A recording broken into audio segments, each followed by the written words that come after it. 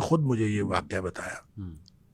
وہ کہتے ہیں کہ مجھے ایک دفعہ یہ حدیث نظر سے گزری کہ جنت کے خزانوں میں سے خزانہ ہے لا حول ولا قوت الا باللہ. تو کہتے ہیں میں نے اس کے بعد باقی سارا ذکر جو ہے کم کر دیا. اچھا. تو سب سے زیادہ اسی کو پڑھا لا حول ولا قوت الا باللہ. کیا بات. کہتے ہیں میں نے یہ سوچا کہ جس کو جنت کا خزانہ مل جائے اس کو اور کیا چاہیے.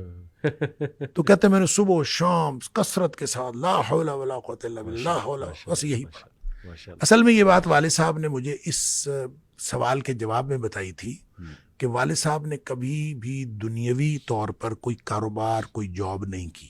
اچھا. نہ کوئی کاروبار کیا صحیح. نہ کوئی جاب کی. صحیح صحیح. 16 بہن بھائی ہم تھے جن کو پالا انہوں نے.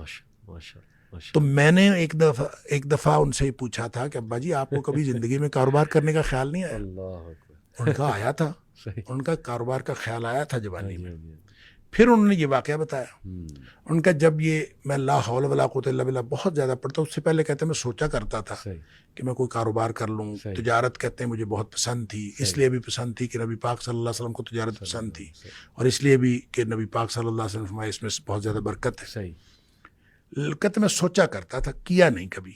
تو جب لا حول ولا قوت الا باللہ میں نے بہت زیادہ پڑھا تو کہتے ایک دفعہ خواب میں مجھے اللہ تعالیٰ نے دکھایا کہ میرا یوں کر کے دھڑ جو ہے وہ آدھا کر دیا گیا. اچھا. آدھا کر کے مجھ سے الگ کر دیا گیا. اچھا. اور میرا آدھا دھڑ الگ ہو گیا لیکن میں باقی کا پھر بھی مکمل ہوں. یعنی وہ آدھا دھڑ الگ کر دیا گیا ہے اور میں پھر بھی مکمل ہوں. اور مجھے خواب میں ہی بتایا گیا یہ سمجھایا گیا کہ تیری دنیا ہم نے تجھ سے الگ کر دی ہے. جنت مانگتے تھے نا. اللہ. تو ہم نے تجھ سے تمہاری دنیا الگ کر دی ہے. تو والد صاحب یہ فرمایا کرتے تھے کہ اس کے بعد مجھے زندگی میں کاروبار کرنے کا خیال بھی نہیں آیا. اس سے پہلے خیال آتا تھا کیا تو پہلے بھی نہیں تھا. اس سے پہلے خیال آتا تھا اس کے بعد کبھی کاروبار کرنے کا خیال بھی نہیں آیا. کیا